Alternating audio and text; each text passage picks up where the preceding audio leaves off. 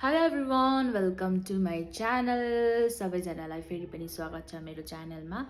So guys आज चाहिँ 31st हो अनि अहिले कति बज्दैछ भनेर भन्दाखेरि चाहिँ अहिले चाहिँ रातिको 11 बज्दैछ होइन।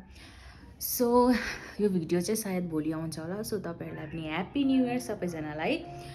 सो अहिले चाहिँ म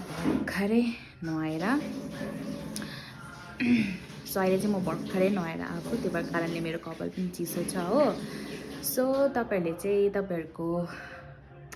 न्यू इयर चाहिँ कसरी सेलिब्रेट गर्नुहुँदैछ आई डोन्ट नो।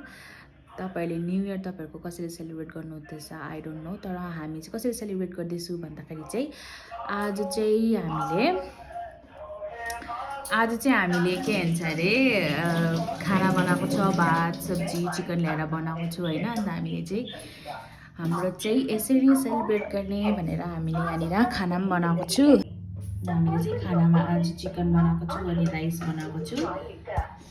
सो तपाईँहरूले चाहिँ कसरी न्यू इयर सेलिब्रेट गर्नुहुँदैछ? सबैजनाले थुप्रै धेरै तयारीहरू गर्नुहुँदै होला होइन। हाम्रो चाहिँ यस्तो छ। अनि अहिले सो गाइज मैले चाहिँ यहाँनिर सब्जी चिकनको सब्जी अन्त यहाँनिर एउटा खुर्सानी अन्त त्यहाँदेखिको अनियन ल्याएको छु।